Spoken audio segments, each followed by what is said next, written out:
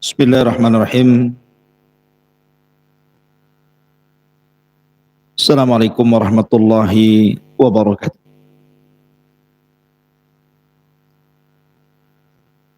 Alhamdulillah wassalatu wassalamu ala Rasulillah wa ala alihi wa sahbihi wa mawalah.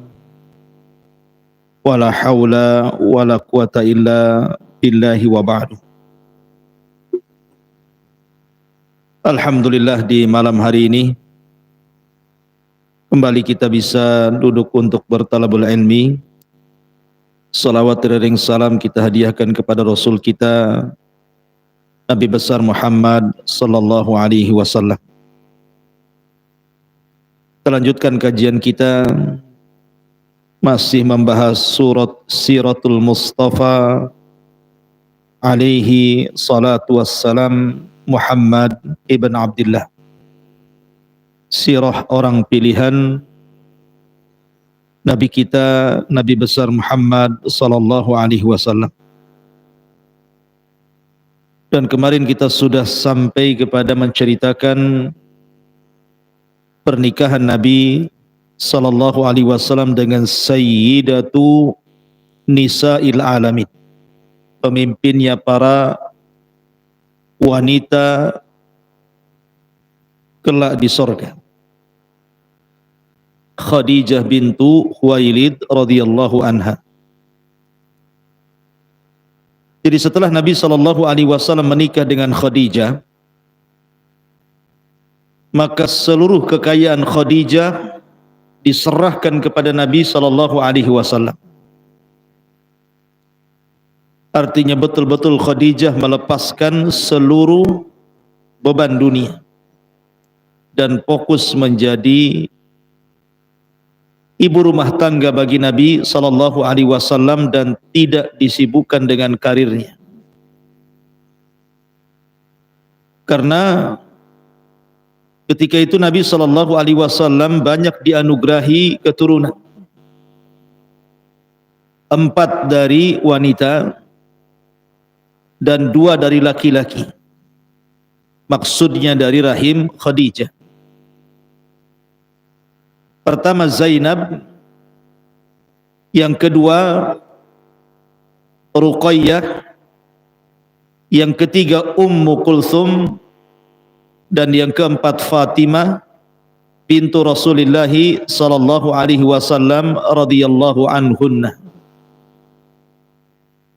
Kemudian anak laki-laki yang pertama Qasim dan meninggal di waktu kecil. Kemudian yang kedua Abdullah atau disebut dengan At-Tayyib. Ada yang mengatakan 3 dari putra Khadijah, ada yang mengatakan 2. Tetapi semua anak laki-laki Rasul meninggal di waktu bayi. Sampai pun ketika kelahiran Ibrahim putra Maryah Qibtiyah pun tidak sampai 2 tahun usianya sudah meninggal. Artinya tidak ada yang hidup dari turunan Rasul yang laki-laki. Semua yang hidup itu perempuan, dan Rasul menyaksikan pernikahan mereka.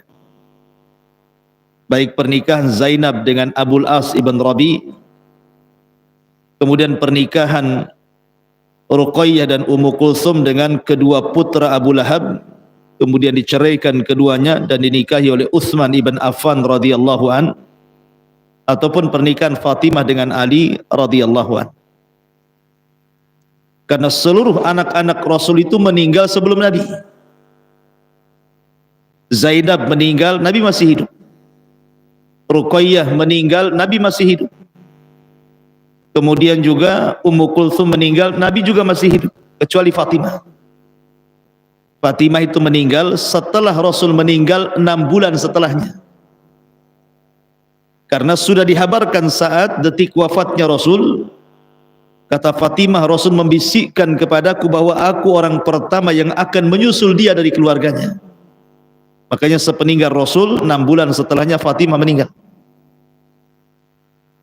Artinya semua putra Rasul meninggal sejak kecil, tapi anak perempuannya meninggal ketika sudah berumah tangga semuanya. Ma'asyiral muslimin yang dimuliakan Allah Azza wa Jalla, sebab inilah maka Khadijah betul-betul menjadi ibu rumah tangga karena anak-anaknya banyak. Dia harus mengurus anak-anaknya, dan seluruh kekayaan Khadijah dan bisnisnya betul-betul diserahkan kepada Rasul. Jadi Rasul yang mengelola seluruh bisnis Khadijah, karena percaya Khadijah menyerahkan harta kepada Rasul. Tidak tahu kalau posisi Rasul digantikan antum, nggak tahu Khadijah percaya atau enggak. Itu ya. Ma'asyiral muslimin yang dimuliakan Allah Azza wa Jalla. Karena banyak di zaman sekarang kalau menikah dengan janda kaya itu sebelum menikah sudah main notaris. Ini punya saya, jangan diganggu gugat. Yang itu punya kamu, ambil sana. Intinya bahwa Nabi SAW mulai memainkan menjadi seorang peniaga handal dan ulung. Disinilah Nabi SAW banyak kenal para pedagang-pedagang Arab, seperti Abu Bakar, Uthman, Abdurrahman bin Auf, Zubair, dan banyak sekali para peniaga hebat di zaman itu yang kemudian akhirnya berkawan dengan Rasul. Walaupun demikian Nabi SAW masih tetap diberikan julukan oleh orang-orang Quraisy itu Sadiqul Amin. Jadi walaupun Nabi sudah menikah dengan Khadijah dan sibuk dengan perniagaan, dia masih tetap menerima titipan barang.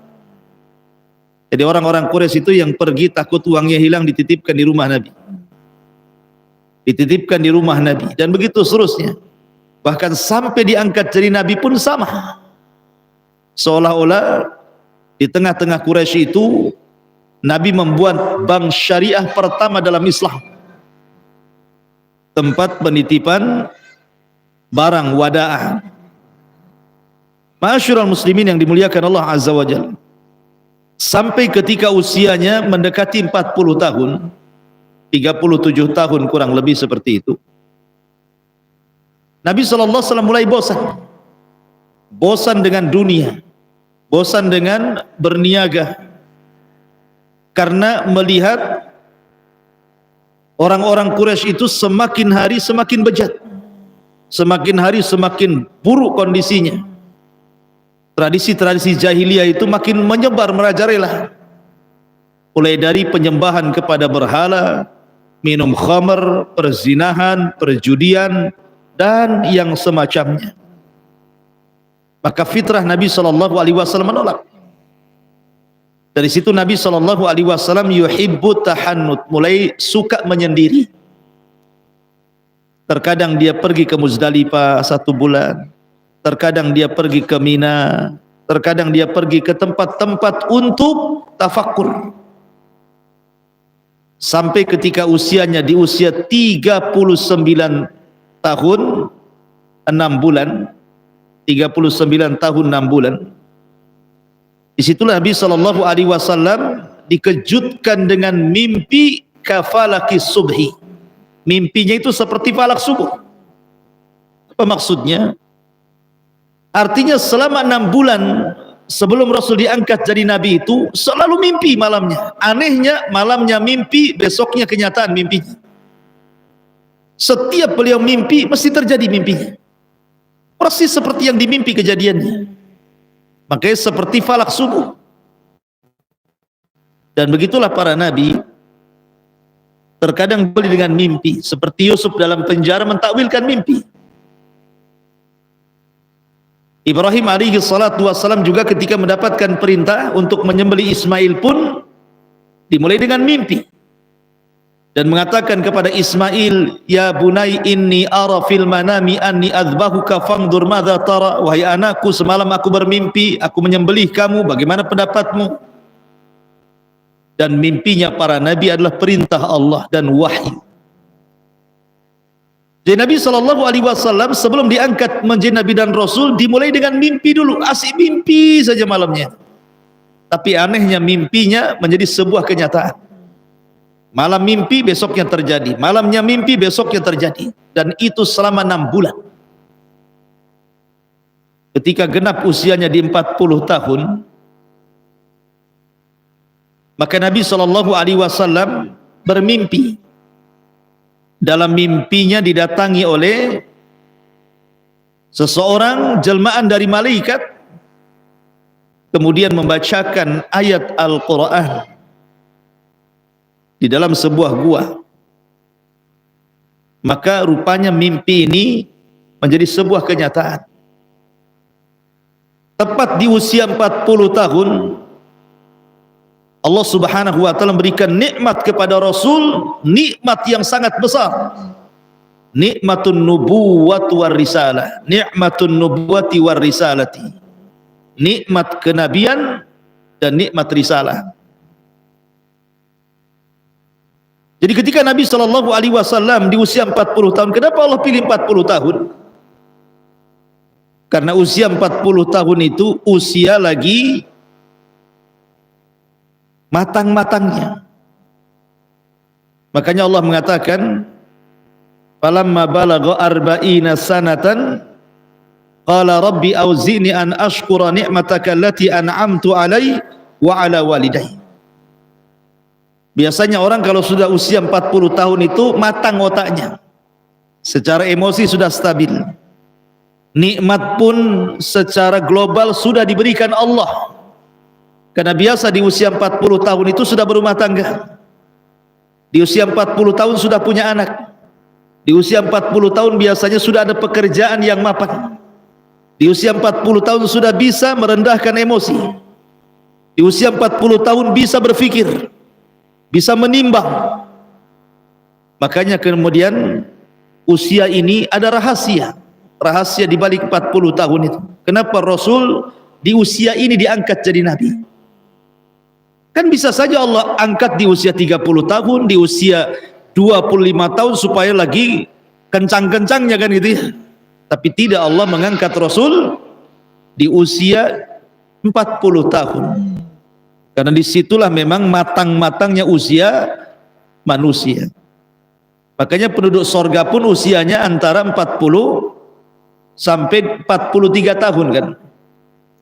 Sama dengan Nabi Isa bin Maryam ketika diangkat usianya berapa? 43 tahun. 33 tahun afwan. Jadi penduduk Nabi SAW diangkat menjadi Nabi dan Rasul di usia 40 tahun. Bagaimana kisahnya? Jadi suatu ketika Nabi SAW tepat di bulan Ramadan, lebih tepat lagi di 10 akhir Ramadan, lebih tepat lagi di tanggal-tanggal ganjil bulan Ramadan, di 10 akhir Ramadan. Bisa 21, bisa 23, bisa 25, bisa 27, bisa 29. Nabi SAW sudah 1 bulan tahannud, beriktikaf di dalam gua yang disebut dengan Gua Hira. Disitulah Nabi SAW tafakkur. Tiba-tiba ketika dia sedang tafakkur, datang malaikat Jibril dalam bentuk manusia. Ingat, Jibril itu kalau datang menemui Rasul pasti akan berpenampilan dengan penampilan yang indah, yang bersih, yang tampan, yang ganteng, supaya tidak menakuti. Masuk dia ke dalam gua, kemudian mengucapkan salam, assalamualaikum ya Muhammad. Nabi bingung, karena Nabi tidak kenal dia. Layaknya antum kalau ketemu kawan, kemudian salaman, assalamualaikum, salaman, kemudian antum pelukan. Maka Jibril tiba-tiba setelah salaman memeluk Nabi SAW dengan sangat erat sekali. Kemudian Jibril mengatakan di telinga Rasul SAW, Iqra ya Muhammad, Iqra ya Muhammad, baca wahai Muhammad. Nabi ini ummi, tidak bisa baca, tidak bisa nulis. Maka Rasul mengatakan, ma'a nabi qari, aku tidak bisa baca. Tapi Jibril kemudian kedua kalinya menyebut Iqra dengan mengeraskan lagi pelukannya dan mengatakan, Iqra ya Muhammad. Rasul tetap mengatakan, ma'a nabi qari. Yang ketiga kalinya Rasul makin menekan pelukannya, sehingga Rasul keluar keringatnya karena ketakutan dan mengatakan, Iqra ya Muhammad. Nabi SAW mengatakan ma ana biqari. Subhanallah, sayyidul malaika memeluk sayyidul anbiya'i wal mursalin. Kedua pemimpin, pemimpin langit dan pemimpin bumi berpelukan di sini. Pemimpin para malaikat Jibril, sayyidul malaika, dan pemimpin para nabi, pemimpin para rasul, bahkan pemimpin manusia adalah Nabi SAW. Dua pemimpin sedang berpelukan. Sangat indah sekali. 3 kali Jibril mengatakan ma'an Iqra, dan Rasul 3 kali pula mengatakan ma'ana biqari, ma'ana biqari. Akhirnya Jibril pun kemudian mentalkinkan kepada Nabi SAW, Iqra bismi rabbikal ladzi khalaq, khalaqal insana min 'alaq, Iqra wa rabbukal akram, alladzi 'allama bil qalam, 'allamal insana ma lam ya'lam.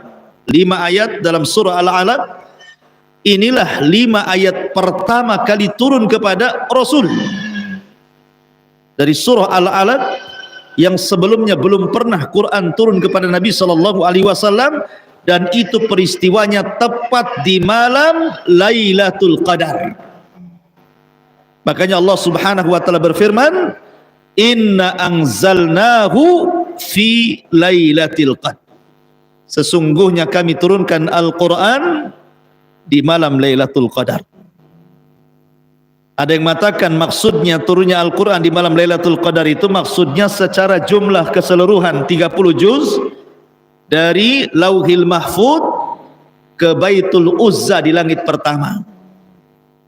Tapi ada juga yang mengatakan bahwa yang dimaksud awal mula turun Quran surah Al-Alaq itu di malam Lailatul Qadar. Adapun ayat-ayat yang lain ya disesuaikan dengan peristiwa dan kejadian. Tapi yang pertama kali turun kepada Rasul di malam Lailatul Qadar. Makanya Allah Subhanahu wa taala mengatakan syahrul ramadhan alladzi unzila fihil Quran. Bulan Ramadan itu bulan diturunkan Al-Quran, dan lebih khusus lagi malam Lailatul Qadar. Karena malam Lailatul Qadar itu malam Lailatun Mubarak, malam yang penuh dengan berkah. Ma'asyiral muslimin yang dimuliakan Allah Azza wa Jalla. Maka Nabi SAW ketika kemudian Jibril membacakan kalimat Iqra, Iqra bismi rabbikal ladzi khalaq, Rasul ikut-ikut membaca Iqra bismi rabbikal ladzi khalaq, khalaqal insana min 'alaq. Maka Rasul cepat-cepat mengikuti gerakan Jibril. Maka Allah Subhanahu wa taala memerintahkan Rasul untuk tidak mengikuti ucapan Jibril, la tuharrik bihi lisanaka lita'jala bi. Jangan kau tergesa-gesa, dengarkan saja gitu. Enggak usah mengikuti Jibril, satu ayat kau ikut satu ayat karena takut lupa. Karena Allah Subhanahu wa taala kumpulkan Al-Qur'an itu ke dada Nabi sallallahu alaihi wasallam. La tuharrik bihi lisanaka lita'jala bi, inna jama'na 'alaika Qur'ana. Ma'asyiral muslimin yang dimuliakan Allah Subhanahu wa taala. Setelah turun surah Al-Alaq 5 ayat pertama ini, resmilah Rasul diberikan SK dan didaulat menjadi seorang nabi. Nubbi'a bil Iqra wa ursila bil Mudaththir. Maka dia diangkat menjadi nabi dengan turunnya surah Iqra atau Al-Alaq. Setelah kejadian ini, Nabi SAW ketakutan manusiawi. Berada di dalam gua sendirian, tiba-tiba dikejutkan oleh seseorang, tiba-tiba kemudian mengajarkan surah Al-Alaq kepada Rasul dan memaksa untuk diikuti dan dibaca gitu ya. Maka Nabi SAW pulang dalam kondisi ketakutan. Dia datang kepada Khadijah bintu Khuwailid radhiyallahu anha. Kemudian mengatakan kepada Khadijah, ya Khadijah, ya Khadijah, zammiluni, zammiluni. Wahai Khadijah, selimuti aku, wahai Khadijah, selimuti aku. Maka Khadijah pun kemudian menyelimuti Nabi SAW setelah peristiwa itu. Kemudian Khadijah memberikan ketenangan kepada Nabi sallallahu alaihi wasallam karena begini, coba kondisinya berada di atas ketinggian. Gua Hira itu kan di atas bukit, Mekah di bawah. Dia di atas bukit. Dari gua itu nampak Mekah. Tidak ada orang, tiba-tiba muncul orang itu pergi dan datang dan pergi tidak diketahui. Tiba-tiba kemudian hilang begitu saja ya. Maka wajar Rasulullah SAW takut, sehingga kemudian berpikir apakah dia itu jin, ataukah dia malaikat, ataukah dia makhluk apa gitu ya. Wajar Nabi SAW takut jadinya ya. Akhirnya kemudian dia pun datang menemui Khadijah dengan menggigil untuk diselimuti. Khadijah ingin menenangkan Nabi SAW dan mengatakan, kalla wallah ma yuhzikallahu abada. Wahai suamiku, peristiwa ini jangan kau pikirkan. Ini bukan peristiwa yang akan menghinakan dirimu. Bahkan peristiwa ini demi Allah, Allah tidak mungkin menghinakan dirimu. Kamu ini orang baik. Innaka latasilur rahim, kamu orang yang menyambung silaturahim. Wa tahmilul kal, menanggung beban orang-orang. Wa taksibul ma'dum, membantu orang yang kesusahan. Wa taqri dhaifa, membantu memuliakan tamu-tamu. Wa tu'inu ala nawabi'il haq, dan engkau senantiasa membela kebenaran. Engkau orang baik, tak mungkin kamu ini peristiwa ini menghinakan dirimu wahai suamiku. Jadi Khadijah memberikan ketenangan kepada Rasul dengan cara menyelimuti Rasul, kemudian masuk dalam selimut, kemudian dihiburnya Nabi sallallahu alaihi wasallam sampai Rasul tenang. Cukup sampai di sini? Tidak. Khadijah ingin memastikan kepada Rasul peristiwa ini kepada saudaranya Waraqah ibn Naufal. Maka berangkatlah Khadijah dengan Nabi sallallahu alaihi wasallam menuju Waraqah ibn Naufal. Waraqah ibn Naufal ini seorang Hanif yang mengikuti ajaran Ibrahim alaihi salatu wassalam, dan dia masuk agama Nasrani dan memperdalam Nasrani, sehingga dia tahu, paham tentang kenasranian. La Khadijah membawa Rasul menghadap Waraqah untuk mengkonsultasikan peristiwa itu. Datanglah Nabi sallallahu alaihi wasallam kepada Waraqah ibn Naufal dan juga Khadijah. Kemudian mulailah bercerita tentang peristiwa ini. Rasul menceritakan kondisi mulai dari sering mimpi, kemudian mimpinya seperti falak subuh, kemudian sampai dia tahannut di gua, tiba-tiba datang orang kemudian membaca surah Iqra bismi rabbikal ladzi khalaq, khalaqal insana min 'alaq, Iqra wa rabbukal akram alladzi 'allama bil qalam 'allamal insana ma lam ya'lam. Ketika Rasul membaca 5 ayat surah Al-Alaq, tiba-tiba Waraqah ibn Naufal menangis. Kemudian Rasul mengatakan, kenapa saudaramu menangis wahai Khadijah? Kata Khadijah, biarkan saja, nanti dia akan mendatangkan dengan kabar yang telah terjadi dengan. Maka tiba-tiba kemudian Waraqah ibn Naufal mengatakan, wahai ibna ammi, wahai anak pamanku, maksudnya Khadijah ya. Sesungguhnya suamimu ini, maksudnya Nabi sallallahu alaihi wasallam, dia akan diangkat menjadi nabi. Dia akan diangkat menjadi nabi.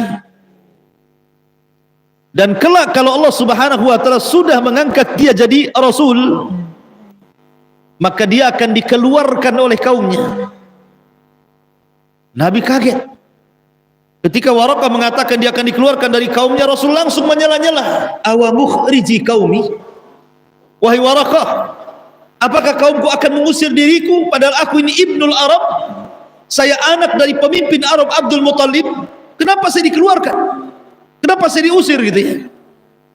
Maka Waraqah mengatakan, ya Muhammad, apapun yang kau bawa, atau siapapun yang membawa apa yang kau bawa, kecuali pasti akan diusir, kecuali pasti akan dibunuh, kecuali pasti akan disakiti.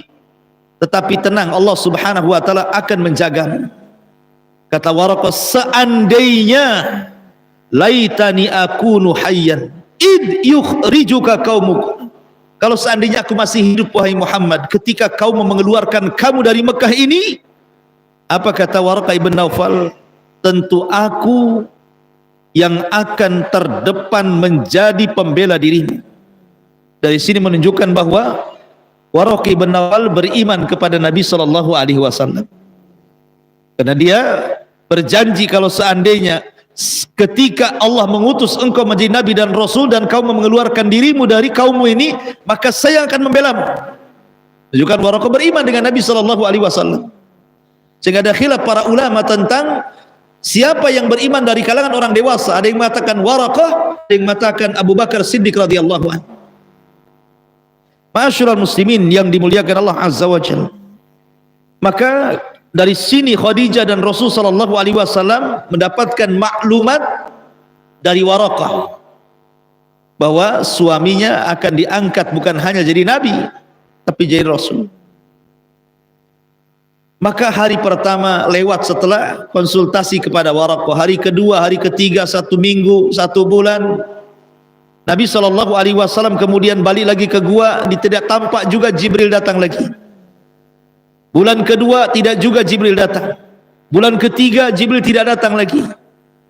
Bulan keempat, bulan kelima, sampai bulan keenam, 6 bulan setelahnya Nabi mulai sempit dadanya. Sehingga mungkin bahasa kita, betul tuh Waraqah ini cerita nih, nah, gitu loh bahasa kitanya. Jangan-jangan dia buat cerita saja kata. Karena Jibril cuma 1 kali, habis itu datang lagi, sesak dada Nabi. Sampai ada dalam sebuah asar itu, saking sesaknya dada Nabi, Nabi sampai naik ke atas bukit dan hampir bunuh diri. Karena dia merasa, apakah saya ini gila? Apakah yang datang kepada saya ini jin? Apakah setan gitu ya? Karena nggak datang lagi 1 kali aja masalahnya. Tetapi riwayat asar tentang Rasul akan terjun dan bunuh diri, ya sebagian ulama juga ada yang mengkritik, tidak benar kisah itu. Tapi ada juga yang menetapkan karena ada asar. Tiba-tiba ketika Nabi SAW naik ke atas bukit, sudah sesak di dadanya, dari langit tiba-tiba ada yang memanggil dia, ya Muhammad, ya Muhammad, irfa ra'sak. Wahai Muhammad, angkat kepalamu. Ketika dia mengangkat kepala, rupanya Jibril datang dalam bentuk asli. Kalau pertama kan dalam bentuk manusia nih, ini dalam bentuk asli, sedang duduk di antara langit dan bumi, terbentang 600 sayap, yang 1 sayap saddal ufuk. Saddal ufuk itu artinya panjangnya mulai terbenam sampai terbitnya matahari. Jadi kalau kita melihat ke depan, sayap Jibril, melihat ke belakang, sayap Jibril, ke samping kiri kanan, sayap Jibril, seolah-olah langit ditutupi oleh sayap Jibril. Dan tidak ada yang mengetahui tentunya kecuali Rasul. Yang diperlihatkan Jibril menampakkan dalam bentuk asli, memiliki 600 sayap dan sangat besar sekali, dan memanggil-manggil Nabi SAW. Sontak saja Rasul makin takut. Ketemu orang dalam gua saja sudah takut, macam mana pula ketemu Jibril dalam bentuk rupanya yang asli. Ibaratnya antum datang ke hutan Jabal Uhud sana, ketemu dinosaurus, kan itu. Apa enggak minggat? Tungganglah, jangan dinosaurus lah, ular sawah saja tuh udah ketakutan. Jangan ular sawah, ada orang yang takut kecoa, ikhwan. Ada kecoa terbang di rumah, takut ngambil sapu. Bukan kecoa yang diperang itu, listrik kena perang sama dia, sama gagang sapu saking takutnya. Ini yang ditampakkan makhluk besar. Lari Nabi SAW. Jibril terus memanggil-manggil. Ya. Masyarul muslimin yang dimuliakan, sampai akhirnya dia sampai di rumahnya, kemudian pintu tidak tertutup, langsung masuk ke kamar. Kemudian dia memanggil-manggil Khadijah, dathiruni ya Khadijah, dathiruni. Aina Khadijah, di mana Khadijah? Sambil menggigil ketakutan, kemudian mengambil selimut, masuk ke dalam selimut. Rupanya Jibril, suaranya masuk ke dalam selimut. Ya ayyuhal muddathir, qum fa'andir, wa rabbaka fakabbir, wa thiyabaka fatahhir warrujza fahjur wala tamnun tastakthir wa li rabbika fasbir. Turun surah Al-Mudaththir.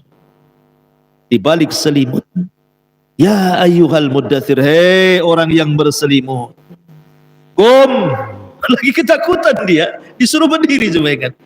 Dia ada takut, Rasul takut menghindari Jibril masuk ke dalam selimut. Karena kenapa berselimut? Selimut ini minimalnya mengurangi rasa takut, ikhwan. Antum kalau takut ambil selimut itu kurang takutnya, itu bisa mengurangi rasa takut.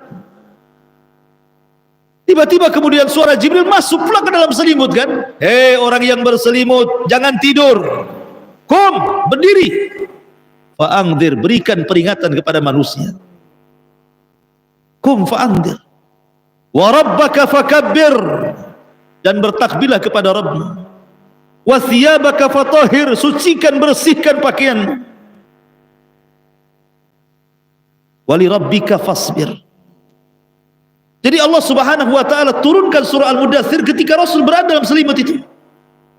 Maka dengan turun surah 5 ayat surah Al-Mudaththir yang sebelumnya 5 ayat surah Al-Alaq, dari sinilah Rasul didaulat menjadi Rasul. Karena diangkat jadi Nabi dengan turun surah Al-Alaq, diangkat menjadi Rasul dengan turun surah Al-Mudaththir. Nubbi'a bil 'alaq wal ursila bil mudaththir. Lalu apa bedanya surah Al-Alaq dengan surah Al-Mudaththir itu? Kenapa Al-Alaq mengangkat Rasul jadi Nabi, kenapa pula Al-Mudaththir mengangkat Rasul jadi Rasul? Karena dalam surah Al-Alaq belum ada perintah menyampaikan. Dalam surah Al-Alaq itu hanya perintah belajar. Iqra, baca. Dan baca itu alat belajar. Orang cerdas karena baca. Belum ada perintah menyampaikan kepada manusia. Makanya belum jadi Rasul. Tapi surah Al-Mudaththir ini sudah perintah. Qum fa'angzir, berdiri, berikan peringatan kepada manusia. Ketika ada perintah itu, jadilah dia Rasul. Nabiyan wa rasula. Raditu billahi wa bil islami dina Muhammadin nabiyan wa rasula. Nubbi'a bil 'alaq wa ursila bil mudaththir. Diangkat jadi Nabi dengan turunnya 5 ayat dalam surah Al-Alaq, dan diangkat menjadi Rasul dengan turunnya 5 ayat dalam surah Al-Mudaththir. Maka dari sini lengkaplah risalah kenabian Nabi sallallahu alaihi wasallam. Setelah kemudian Jibril membisikkan suaranya di dalam selimut, maka Rasul kemudian mulai menceritakan kepada Khadijah kejadian itu. Maka Khadijah langsung teringat apa yang dikatakan wa Naufal, dan dia mengatakan asyhadu annaka Rasulullah. Aku bersaksi wahai suamiku, engkau adalah utusan Allah. Maka dia orang yang pertama kali beriman sebelum ada manusia baik perempuan atau laki-laki yang beriman, maka dialah orang yang pertama kali beriman. Dan itu disepakati oleh ulama sejarah. Kecuali ada beberapa dai di negeri kita mengatakan bahwa Khadijah itu Nasrani. Biarin sajalah. Ya. Maka kita katakan bahwa Khadijah Muslimah. Dia orang yang pertama kali masuk Islam dari semua laki-laki dan perempuan. Makanya ketika dari Khadijah, setelah meninggalnya Khadijah itu, maka Nabi SAW langsung teringat Khadijah menyembelih kambing, dibagi-bagikan ke kawan-kawannya. Aisyah cemburu.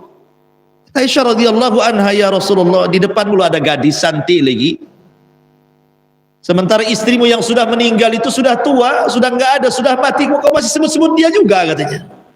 Cemburu dia. Hati-hati antum ya. Antum kalau pernah beristri kemudian meninggal pula istri antum, jangan diaminkan. Kemudian setelah itu menikah lagi, jangan ceritakan kebaikan istri antum yang sudah meninggal ke istri yang kedua yang masih hidup. Itu mengundang cemburu.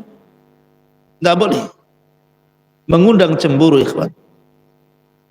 Karena terkadang ya kita harus juga memberikan perasaan yang baik juga ya. Lihat Aisyah saja cemburu. Makanya ada satu kisah. Ada seorang suami itu cinta sekali sama istrinya, cinta mati. Cinta mati. Allah takdirkan tidak punya anak. Kata istrinya, bang nikah lagi lah bang. Kata suaminya, ndak mau. Abang ini tidak punya laki-laki lain kecuali hanya dirimu yang kusayang. Nggak ada lagi cinta sejati kecuali untuk. Sudah jangan cerita nikah lagi, nikah lagi. Akhirnya terus sudah lama bertahun-tahun tidak punya anak juga. Istrinya mendorong seperti ini nikah lagi, tapi suaminya jawabannya sama. Rupanya istrinya ini terkena penyakit kanker. Masuklah rumah sakit. Karena saking sayangnya dengan istrinya, sampai rela dia tidak bekerja. Dia tunggu istri di samping, istrinya di rumah sakit, dan pekerjaan dibawa ke rumah sakit, laptopnya dibawa ke rumah sakit. Saking tidak mau pisah dengan istrinya. Ketika itu istrinya mengatakan, bang, lihat kondisiku. Aku sudah sakit parah. Sebaiknya kau nikahlah sana. Bayangkan. Dalam detik-detik seperti itu suruh nikah. Apalagi ada vonis dokter, usiaku tidak sampai 1 bulan akan meninggal dunia. Saya ingin menyaksikan kau menikah lagi. Tapi memang cinta mati tidak mau dia. Kalau antum ada rekomendasi dari istri seperti itu, tidak nunggu 2 hari 2 detik, langsung akan nikah. Masyarul muslimin yang dimuliakan Allah Azza wa Jalla. Akhirnya setelah betul-betul menghembuskan sesuai dengan prediksi dokter, hanya dalam beberapa minggu dia meninggal. Meninggallah istrinya. Meninggal istri. Rupanya setelah beberapa hari datang pembantunya, memberikan hadiah kado dari istrinya sebelum wafatnya, dan isinya cermin. Kemudian setelah dibuka, rupanya cermin biasa. Kemudian di balik cermin itu ada surat dan mengatakan, bang, boleh jadi abang menikah ketika saya masih hidup, abang takut saya cemburu. Sekarang istrimu loh sudah di kuburan, sudah di liang lahat, alam sudah berbeda. Apakah abang tidak mau nikah lagi? Mau cemburu sama siapa? Orang yang sudah dalam kuburan. Subhanallah kan. Akhirnya dia mengatakan dalam surat terakhirnya, tetapi kalau memang engkau sayang kepadaku, kalau Allah takdirkan dengan istrimu yang baru, kau dapat keturunan perempuan, berikanlah nama anak perempuanmu itu dengan namaku. Wah, ini cinta sejati nih. Kayak sinetron saja jadi. Ya kan? Tapi ini kan kisah nyata ya kawan. Masyarul muslimin yang dimuliakan Allah Azza wa Jalla. Intinya bahwa Aisyah cemburu kalau Nabi SAW kemudian selalu menceritakan Khadijah ini.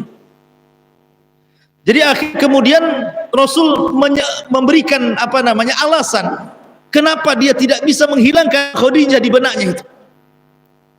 Sini Aisyah, saya kasih tahu ya.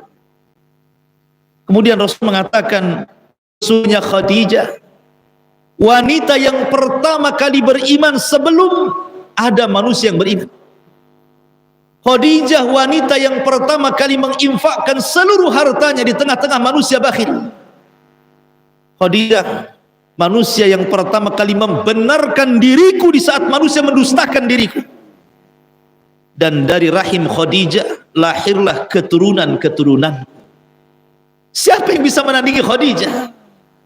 Dia orang yang pertama beriman, dia orang yang pertama kali membenarkan, dia orang yang pertama kali menyerahkan hartanya untuk dakwah, dan dari rahimnya lahirlah keturunanku. Dan itu tidak ada pada istri-istriku. Wajar kalau aku nyebut Khadijah, begitu maksud.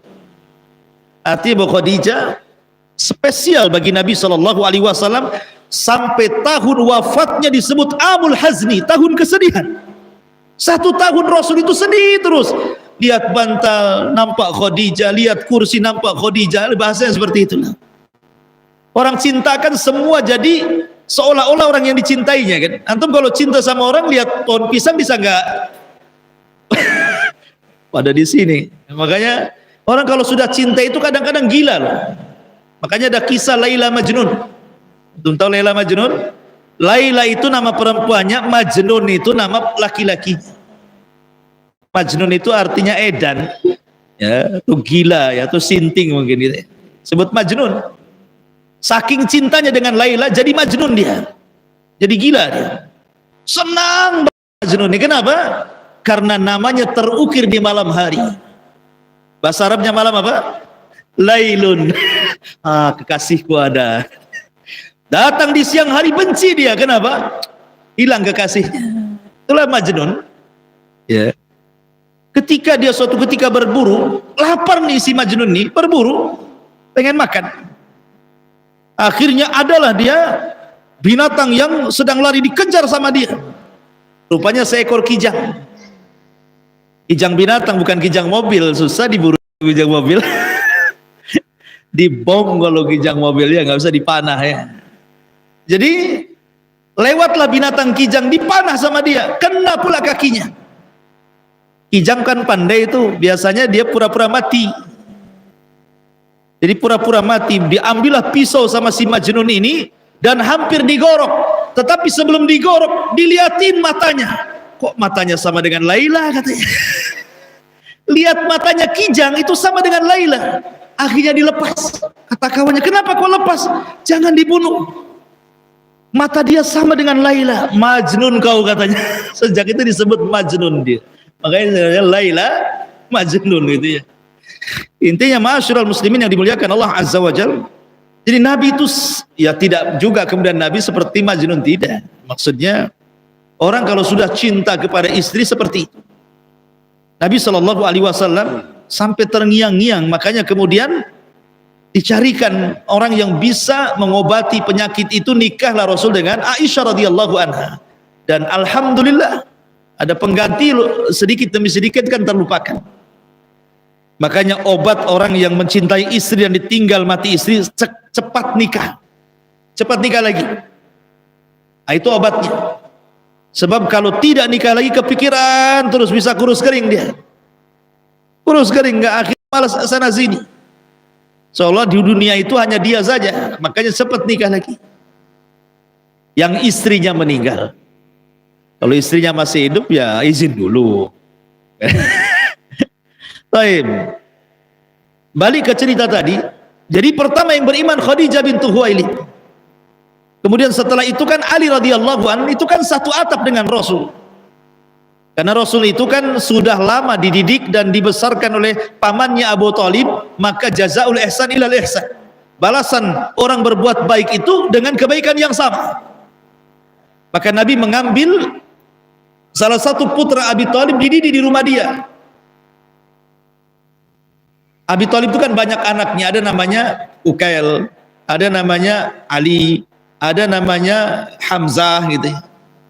Lah masing-masing orang itu mengambil anaknya Abu Thalib karena fakir. Seperti Abbas, Hamzah dididik oleh Abbas. Kemudian Ali diambil oleh Nabi SAW untuk mengurangi beban Abu Thalib yang miskin. Lah ketika itu Ali usianya 10 tahun. Ketika melihat Khadijah beriman kepada Nabi SAW, ikut-ikut dia beriman dia. Aku pun bersyahadat, annaka Rasulullah, katanya. Engkau juga adalah utusan Allah Azza wa Jalla. Maka ini orang kedua yang beriman dari anak-anak. Di rumah itu ada budaknya Rasul yang dimerdekakan, namanya Zaid ibn Harithah. Zaid ibn Harithah ini sebenarnya hadiah dari Khadijah untuk Rasul. Kenapa? Karena melihat kesedihan dari Rasul ketika meninggal anak-anak laki-lakinya. Karena anak laki-laki, apalagi bagi orang-orang jahiliyah itu zaman dulu, anak emas. Tapi anak perempuan itu tidak suka, makanya orang-orang jahiliyah itu mengumur anak perempuan mereka hidup-hidup. Jadi kalau anak laki-laki lahir itu kebanggaan gitu ya. Makanya Rasul sedih. Melihat kesedihan itulah oleh Khadijah kemudian dicarikan anak laki-laki, ambil anak gitu ya. Dapatlah seorang budak kemudian dimerdekakan, masih kecil Zaid ibn Harithah ini. Kemudian dihadiahkan kepada Rasul supaya menghilangkan kesedihan Rasul karena meninggalnya Qasim dengan Abdullah. Ada penggantinya Zaid kan itu ya, di rumahnya ini. Ketika Zaid sudah besar, sudah remaja, datang pula orang tuanya mau ngambil lagi. Waktu kecil-kecil diserahkan, sudah gede mau diambil gitu ya. Maka kata Rasul, terserah Zaid, kau mau milih aku atau dia. Kata orang tuanya, baliklah kau Zaid, kau akan terus jadi budak di situ katanya. Maka Zaid mengatakan, seandainya aku jadi budak di samping Rasul lebih baik dibandingkan jadi orang merdeka di samping kalian gitu. Dari situ Rasul senang karena Zaid memilih Rasul Tiba-tiba Rasul kemudian mengatakan, Zaid bukan Ibn Harisah lagi, Zaid Ibn Muhammad. Langsung dinasabkan kepada diri. Dan orang-orang pun akhirnya dikasih tahu bahwa Zaid ini anaknya Muhammad. Turun surah Al-Ahzab membantah Nabi SAW, ma ja'alallahu adiyaakum abnaakum. Tidak boleh bapak-bapak angkat menasabkan anak angkat kepada bapak angkatnya. Ud'uhum li'abaihim wa aqsatu indallah. Kembalikan nasab bapaknya, itu lebih adil di hadapan Allah. Akhirnya tidak jadi. Diambil lagi, bukan Zaid bin Muhammad, dibalikin lagi di Zaid bin Harithah. Lah Zaid bin Harithah ini orang ketiga yang beriman di rumah Nabi SAW. Setelah Khadijah, kemudian Ali, kemudian Zaid, kemudian orang luar Abu Bakar Siddiq radhiyallahu anhu. Orang keempat. Dari Abu Bakar inilah masuk Islamlah Utsman bin Mad'un, Utsman bin Affan, Zubair, macam-macam. Nanti kisahnya ada sendiri bagaimana permulaan dakwah Nabi SAW di permulaan Islam. Ya, kita tutup. Mudah-mudahan ada manfaatnya. Subhanakallahumma bihamdika asyhadu an la ilaha illa anta astaghfiruka wa atubu ilaik. Allahu taala alam. Assalamualaikum warahmatullahi wabarakatuh.